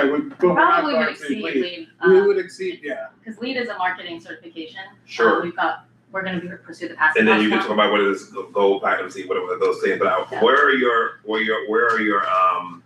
boiler and everything else? Is it are your motor system for your elevator? Is that all in the basement or is it up? Or is it up? It's out of the flood zone for Out sure. of the flood zone, that's Yeah. That's my fear. You have it somewhere where is. Look, I think. Look, after we saw Superstorm Sandy in 2012, a lot of changes happened, and so you know the floodplain has been modified year after year, and it was elevated higher. We went above what the standard was for the building, and for mechanical systems, all above the floodplain. So Does the system operate for both buildings or is it separate systems for both buildings? separate systems. So the seniors don't feel that the heat is out or the boiler's out on the other side? Or would it be one boiler? I mean, sometimes you have an interchangeable system where if one is down, another one is powering the whole entire complex. So how is it Yeah, planned so out? we're not having boilers, it's gonna be all electric, and actually something unique about the project is that, we're using geothermal energy. Sure. So renewable energy from the ground, and then solar panels on the roof. That's gonna provide how much power for the building? You know, Projected. it'll light up the elevator. Yeah, exactly. Not Solar, much. solar. Yeah, Geothermal solar. will provide a Okay. substantial, like, Yeah. majority of it. Got it. So we talked about the space relating to the what is the time schedule or the build out for both of the buildings? We know that one building is obviously smaller than the other. One building has more apartments than the other. What is the time frame for construction? So construction will take Beginning. construction will take 24, 27 months when we start. You know, as 1 Ted year mentioned, for each or one for? for each. Okay. Yeah. So it's a 2-year project. Will Yes. these happen simultaneously at the same time? What do you? Yeah, so you open up, the lottery will open up when you get close to construction completion. So, you know, look, as Ted said, we have not certified ULURP yet. So once we certify ULURP, we have to go through the process. You know, Councilmember Encarnacion will, you know, she and her colleagues will have to vote to approve it. And once that happens, then we have to take, you know, it will take some time where we have to get to closing on the finances so that we can actually construct. You know, so the hope is that we can do it very, very quickly. So we need everybody to, yeah, you know, we want to get it approved and we want to close on financing so that we can start construction. You know, based on where we are now, we would love to close on financing in December and start construction in January. What finance program is HPD using for this project? So and we went through some of it, there's going to be some subsidy, but we're going to use for the senior program, the SARA term sheet that will help this. We will use some long-term housing tax credit. So LIHTC will help finance it. We will have some tax credit from the Passive House. Am I missing? The investment tax credits for the geothermal. Investment tax credit for geothermal, yeah. Section 202 for the senior housing, or is that federally subsidized? Project-based It's vouchers. project-based vouchers for Project-based section 202, which is federal. There really aren't any new 202s really, because Yeah, Congress cut funding. I mean, I think it provides funding for service, but not for construction, which is Right, why we created the SARA program. right. Because when the federal government wasn't gonna provide the funds to do senior buildings, so the city felt that we had to do it ourselves. Does promising affordability for what, 30 years? What's the term they're on it for? Since it's a city program, is it guaranteed affordability for 30% AMI for a senior project for the life of the We give it 30 or 40. 30? yeah, I mean, the term of the program is 30 or 40, but FIPS as a nonprofit, we provide affordable housing and we don't take our projects out of affordability. And Right. so we extend affordability.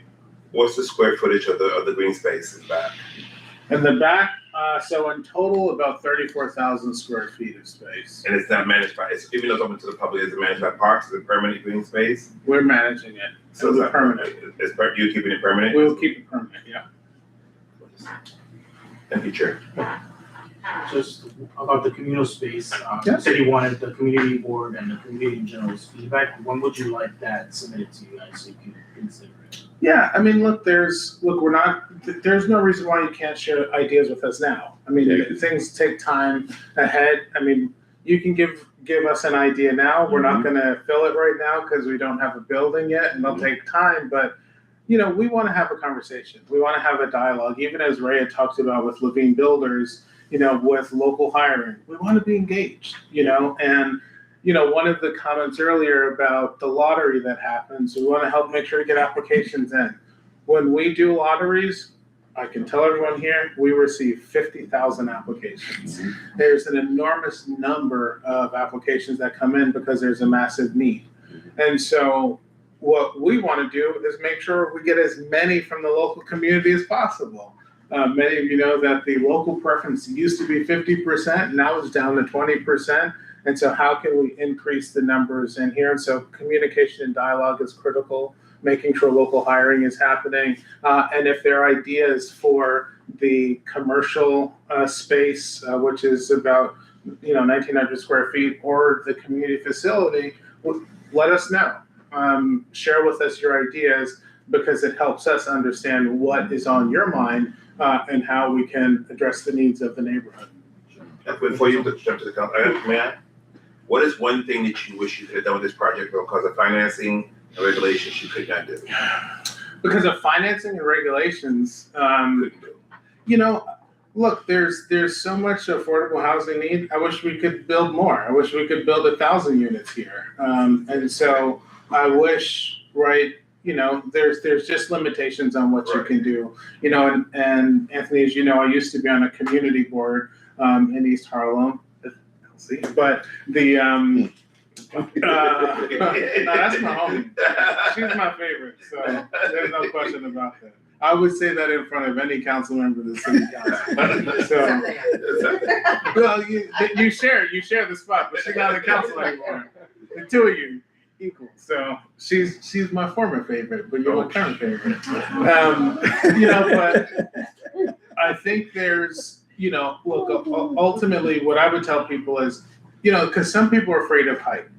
And I would tell folks on the community board, I don't care how tall it is if it serves my community. And so if we get something that can serve the community and the needs of the community, it doesn't make any difference. And so those are the things that we wish we could do, I wish we could make bigger units, but it means fewer units. Fewer families served, and so there's a balance in all these things. So as we balance everything, that those things become really important. You got absentee landlords in the Bronx. I was just just very quickly, I was gonna ask, will there be escalators?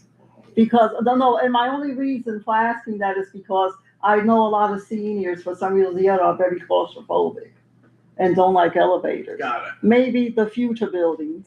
You'll think about that. That's all I can tell you, we will not put escalators in any of our buildings in the future. Escalators are a real challenge. And escalators, actually, one of the things with escalators also, in an emergency situation, escalators can be very dangerous. And so you have to turn them off. They can't operate, otherwise that causes issues. Yeah, But it does. the circulation of an escalator in place of a staircase, I can't even imagine how much that would cost, and it would explode the budget. Ted would kick me out of his office. So. When you get to the end of it, you can't stand it. I got a question. Mr. Francis, you can see the presenters after they finish and ask all the questions you want. No, I want everybody to hear what I got to say. No, you don't have to say anything. You're not chairing this meeting. If you're I'm not chairing. You already disrupted my meeting a few times. I'm not disrupting it because you're doing it right now. Because you're not going to disrupt the meeting anymore. I've had enough. You can speak with them after.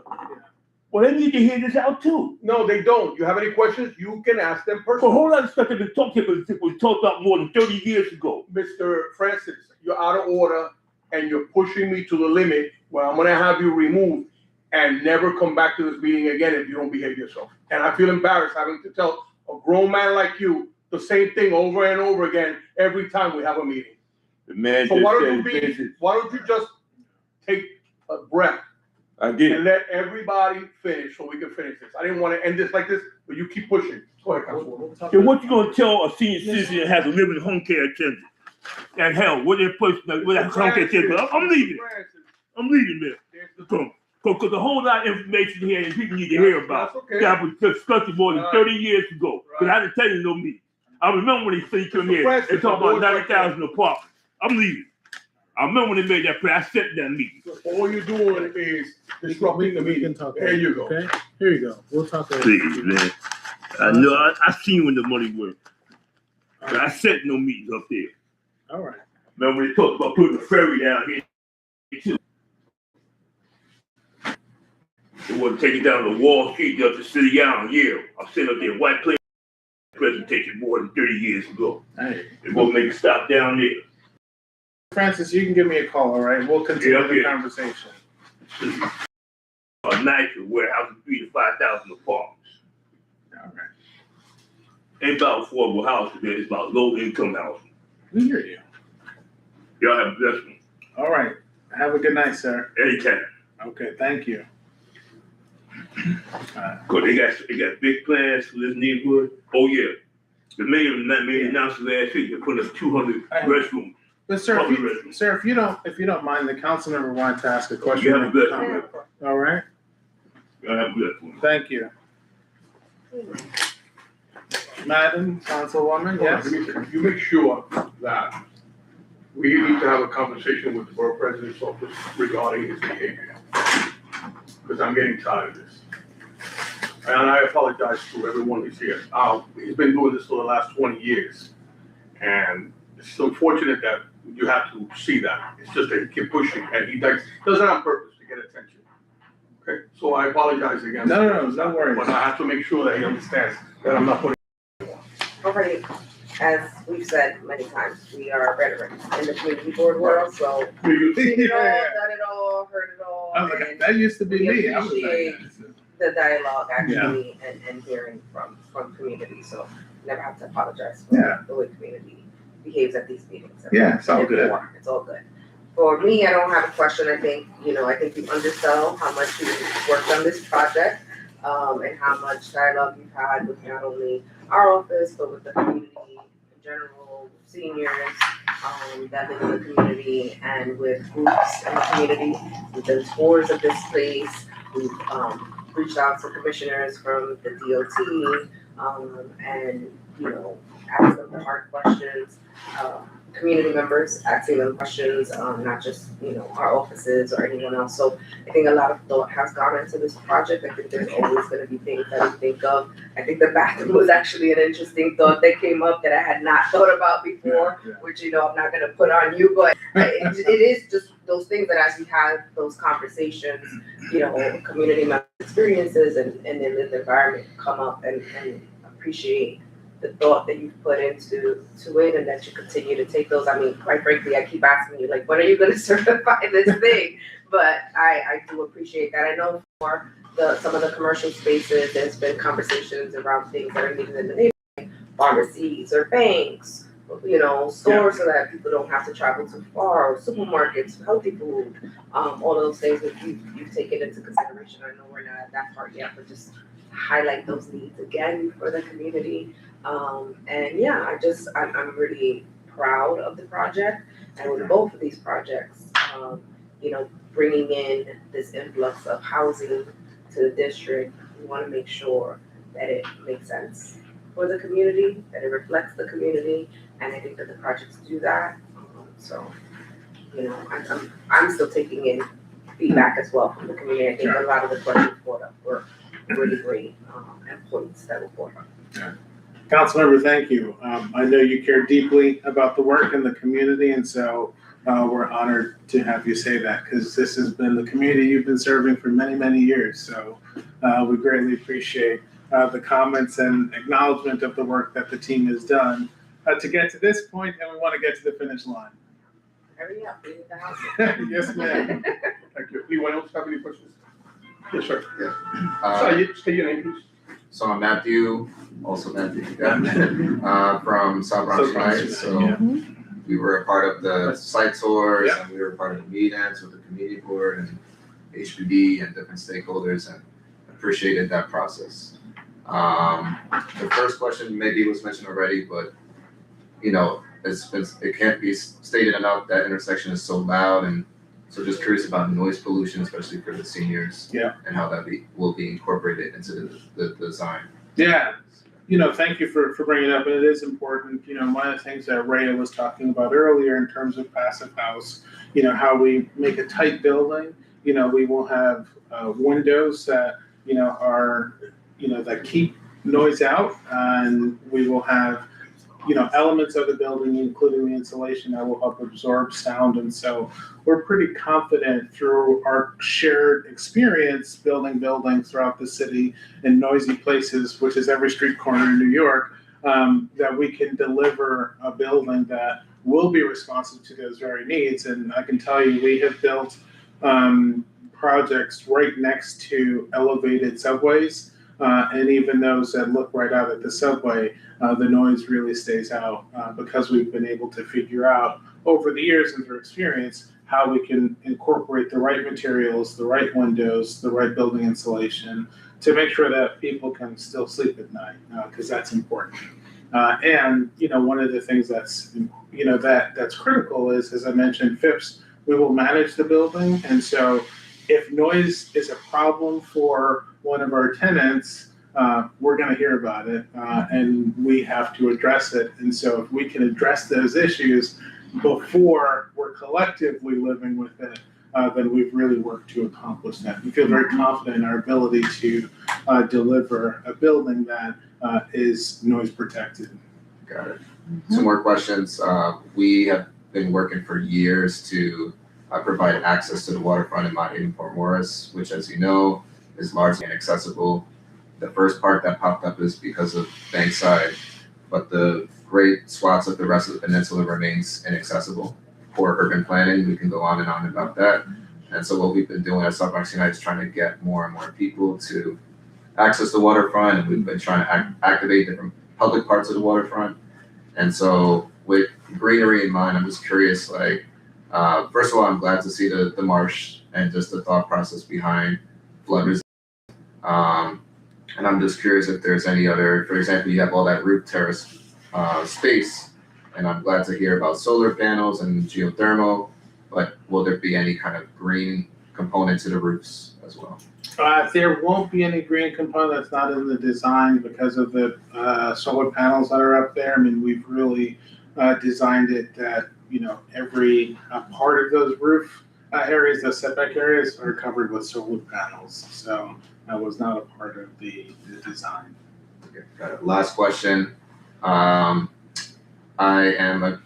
grateful to see the ULURP timeline and to hear more about the certification.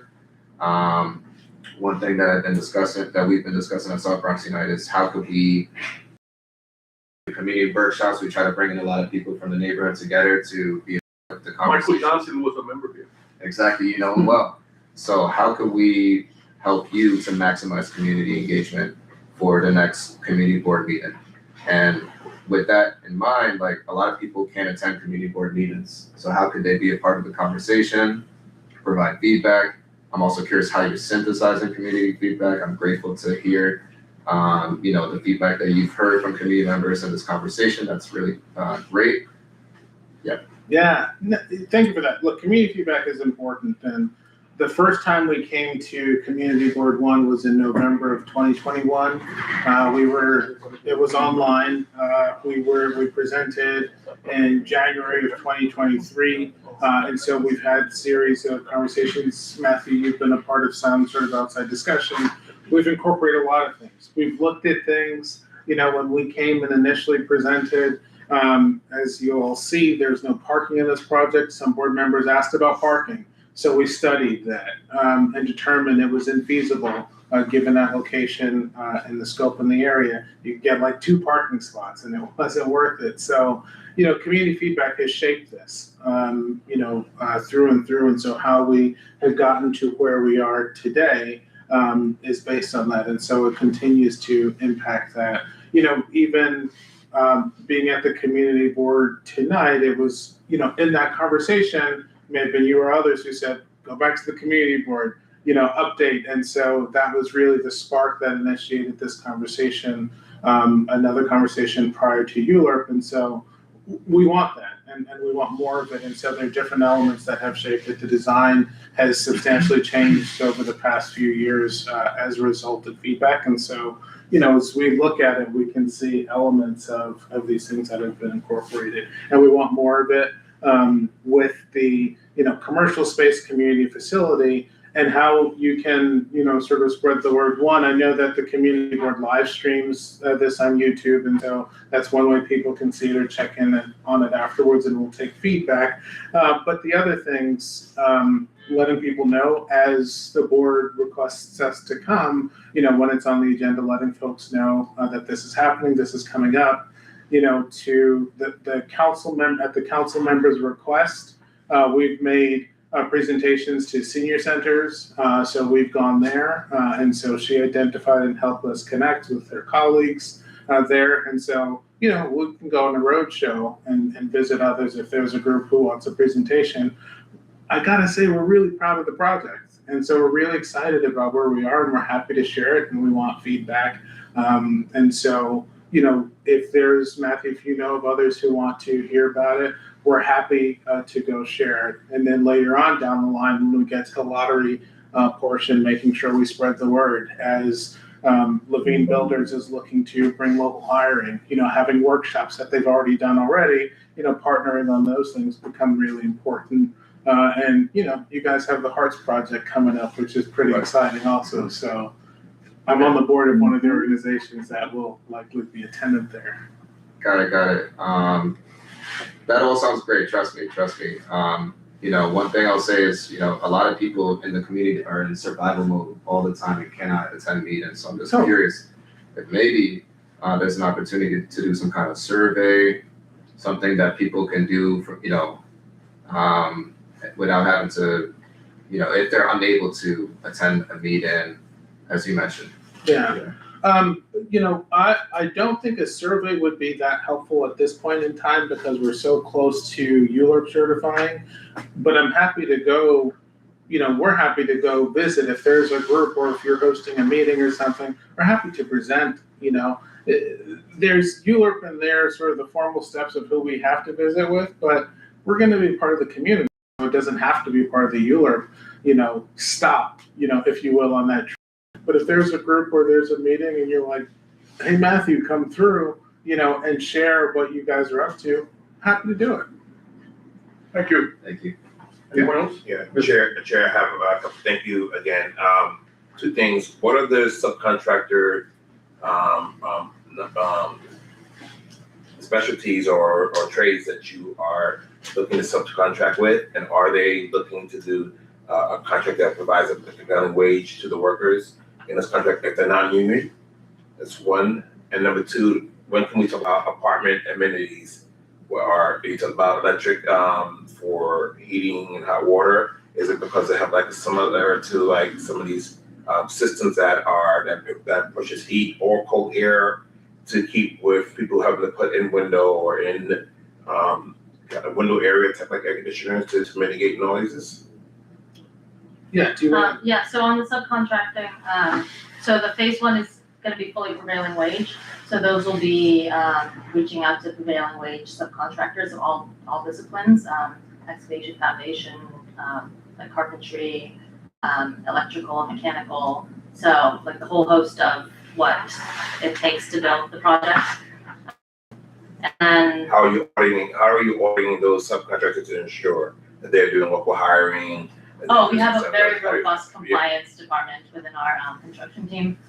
So they make sure we're meeting all the requirements, and then also vetting all the subcontractors. And they go through a competitive bidding process too.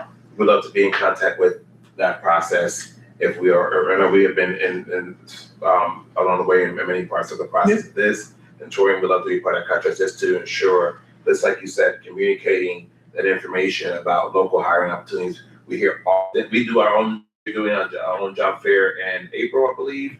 The community board has done it, annual job fair where we encourage hiring as employment opportunities, comparing wages, jobs, so that people, affordability is a big part of this conversation now in our great city. It's been a part of this community for a long time, as for all of us who lived in this commercial district and council district. So we'd love to be part of that conversation as you are making recommendations, ensuring that the information is getting out there so people can apply these opportunities. We have a large part of a program with young people who are learning different type of trades as that youth build and other parts of it. I think Phipps used to have a program similar to, and this is going a little bit back when my hair was a little darker, and it was that under Rosemary or Nez Jenkins, under a program she had, we had young people at Phipps who were doing that to ensure nonprofits and people who run these organizations and had these tools were able to learn these trades. So bar that, I wanted to also talk about that, make sure the community board is definitely on the ground engaged with us. And so in apartment amenities, when can we discuss what they are, what they look like as far as heating systems? Maybe we could talk offline because I know schedule where is that? So I would love to learn more about that when we have the opportunity to talk offline. Right. Sure. I'll just say very quickly, Rosemary is still running programs and still taking care of youth, and so we're serving 15,000 a year. So Rosemary will oversee, the work over here. I think in terms of, in-unit amenities, I mean, they're gonna have, and electricity is because that's how the city is moving, and so we have to have electric buildings, and so that's Including stoves? one of that, including stoves. There'll be electric stoves. Typically what we have are full-size refrigerators and with a freezer, electric stove and oven, dishwashers. We have dishwashers in here? No. I don't think, I don't. But microwave, are they microwaves? I think they're microwaves. I have to get back to you on the amenity guide. I would just say, I know you mentioned, Anthony, that, folks are talking about affordability now, but Phipps, since we started in 1905, we've been talking affordability for 121 years, and we're very proud of that. And they keep moving the goalposts for affordability, right? Yeah. We're good? All right, ladies and gentlemen, thank you for coming. The district manager will be in contact with any other information that we need, and we'll take a vote, and you may have to come again and. No problem. During the full board meeting, and once again, I apologize for the disruption. No need to apologize, Mr. Chairman. Thank you for coming, and have a good night. Thank you all for the hospitality. Thank you. Well, I make a motion that the meeting be adjourned. Oh, it's already been adjourned. It's being adjourned, yes. Okay, it's just a one about it. Yes.